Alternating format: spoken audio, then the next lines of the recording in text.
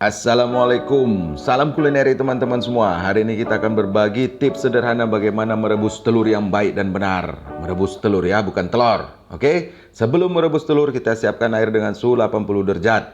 Ya, terusnya kita akan masukkan air jeruk nipis dan tidak menggunakan garam. Kenapa tidak menggunakan garam, Chef? Ya kalau kalian mau pakai garam juga nggak ada masalah, sama. Ya sama dia, garam fungsinya sama jeruk nipis. Tapi kita gunakan ini pakai jeruk nipis, kita rebus selama 13 menit. Lebih maknyus, sudah pasti pakai jeruk nipis. Lebih lembut, sudah pasti pakai jeruk nipis.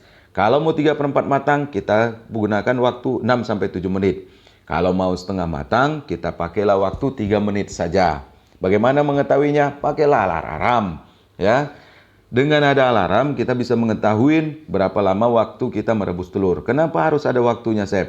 Nanti di akhir saya akan jelaskan kenapa. Biarkan air mendidih sampai dia telur matang. Setelah selesai, kita masukkan ke dalam air dingin. Untuk apa dimasukkan ke dalam air dingin? Supaya tidak ada lagi proses pematangan di telur tersebut. Jadi setelah 13 menit, telur diangkat, masukkan ke air dingin, langsung selesai total. Tidak ada lagi proses masak di udara. Oke, nah selanjutnya ini kita akan asingkan. Nah, ini kita letakkan di sini. Terus saya akan praktekkan sama teman-teman semuanya bagaimana merebus telur dengan cara diputar. Nah, kenapa dengan cara diputar? Tadi kalau diingat ketika merebus kita dengan telur jeruk nipis, dengan air jeruk nipis maksud saya, di situ kita akan mengetahui kuning telur nanti akan berada di tengah. Ya, akan berada di tengah putih telur.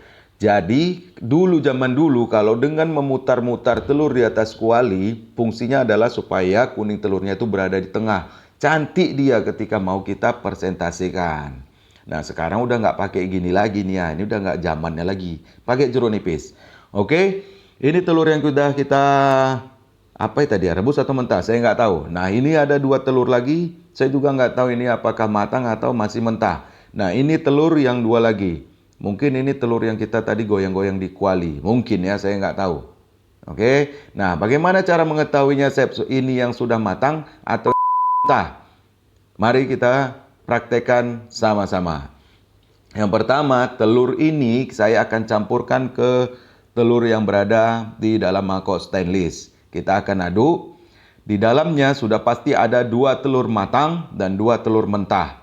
Untuk mengetahui mana yang matang, mana yang mentah, caranya adalah kita letakkan di atas meja atau di wadah yang datar. Ya, setelah kita letakkan di atas meja dan di wadah yang datar, lalu kita putar telurnya.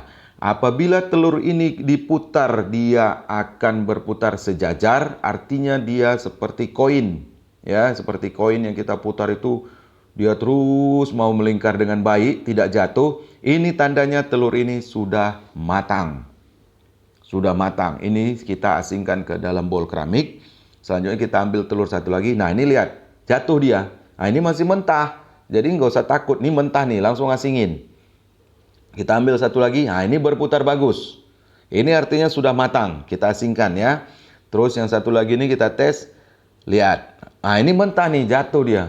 Bukan karena aku nggak pandai mutar, memang telurnya masih mentah, biar kalian tahu. Nggak percaya ya. Kalau nggak percaya, kita akan buktikan. Kita akan pecahkan satu persatu supaya bisa lihat, benarkah ini sudah matang atau masih mentah. Nah, ini kita akan kupas. Kita tadi kan ngerebusnya kan pakai jeruk nipis. Kalau kita pakai jeruk nipis, kulitnya lebih lembut, lebih gampang kita mengupasnya. Nah, teknik tips untuk melihat telur matang dan telur tidak matang dengan cara diputar tadi, untuk para chef profesional, tukang masak yang sudah ahli pasti sudah tahu caranya. Tapi untuk para pemula, untuk para ibu-ibu yang baru megang-megang telur gitu ya, ini pasti akan sangat berguna. Ya lihat ya, ini udah kita rebus tadi pakai air jeruk nipis, itu kan gampang kali kita ngerebusnya. Nah, terbukti ya, matang nih. Oke? Nggak percaya, satu lagi kita tes. Karena dua-dua nih tadi kita putar nih, betul-betul lurus dia perputarannya. Ini kita tes satu lagi, lihat. Ini matang nih, bener ya? Nah, betul matang ya? Sip. Nah, selanjutnya, bagaimana dengan yang diputar tadi tidak mau? Nih, kita ambil. Nah, ini sekalian aku akan kasih tips lagi nih, bagaimana memecahkan telur dengan satu tangan. Perhatikan jari-jari yang akan aku letakkan di dalam di atas di telur ini tadi ya. Ini aku bagi tipsnya, perhatikan baik-baik. Yang pertama, jari tengah kita letakkan bersejajaran dengan jempol. Terus jari manis kita letakkan di bagian bawah dan jari telunjuk kita letakkan di bagian atas ya. Kita jepit. Kita jepit posisinya dengan 4 sudut seperti ini. Selanjutnya kita akan tokok. Dan fungsi jempol dan jari tengah tadi adalah untuk menekan supaya telur terbuka. Dan jari telunjuk, jari manis di bawah adalah untuk memfungsikan agar telur itu menjatuhkan isinya ke mangkok. 1 jari, ini kau perhatikan sekali lagi ya. 4 jari maksudku. Nah, jempol, telunjuk, pecahkan. Pijit, tarik. Oke? Paham ya? Kalau tak paham juga, ulang-ulanglah video tadi nih. Lebih gampang lah melihatnya. Nah, ini terbukti yang tidak bisa diputar masih mentah dan yang diputar tadi sudah matang. 13 menit kenapa Chef dibuat? Kenapa nggak lebih dari 13 menit? Mari kita lihat sama-sama. Telur yang direbus dengan waktu 13 menit, posisi kuning telurnya berada di tengah karena pakai jeruk nipis dan kuning telurnya akan berubah matang tapi tidak berwarna hitam. Artinya bukan hitam ya, mungkin kehijauan lah. Artinya telur itu cukup matangnya dan tidak berlebihan. Lihat. Karena menurut Elisa Malobarti, dia itu direktur pemasaran American Egg. Katanya telur yang direbus apabila melebihi dari waktu yang telah dibuat, artinya lebih dari 13 menit, dia kuning telur itu akan berubah menjadi hijau. Ya, atau berubah menjadi kehitaman bila terlalu lama. Kenapa? Karena pada kuning telur itu ada zat besi. Ketika direbus, di putih telur itu ada hidrogen sulfida.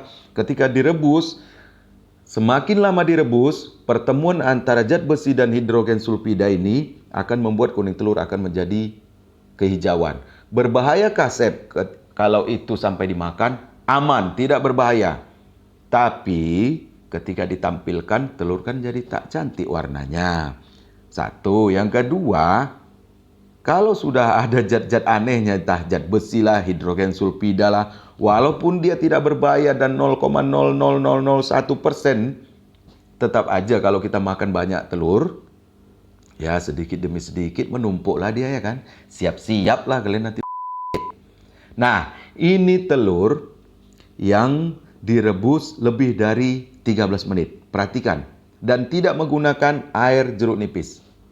Kuning telurnya tidak berada di tengah dan warna kuning telur itu berubah kehijauan atau kehitaman atau keabu-abuan. Gitulah kira-kira. Pasti pernah kan ngerebus telur yang kuning telurnya seperti ini. Walaupun ini nggak berbahaya, tapi tampilannya jelek dan kurang sedap untuk dimakan. Kenapa? Kalian boleh rasakan kuning telur yang direbus 13 menit dan kuning telur yang direbus lebih dari 13 menit.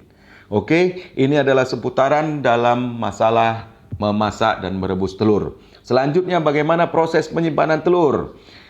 Kita tahu bahwasanya telur dijual dengan memakai kardus. Jangan pernah masuk ke rumah. Kenapa? Karena dalam kardus banyak kecoaknya, terutama kecoak Jerman. Ya, kecoak Jerman ini ketika dipijak dia akan beranak banyak kali. Dan itu sangat jorok sekali. Dan namanya kecoak jorok.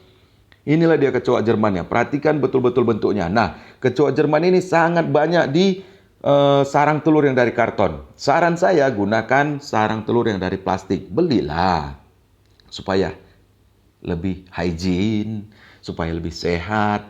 Oke? Teman-teman, apabila video ini bermanfaat, mohon di-share, like, dan subscribe. Terima kasih. Bye-bye.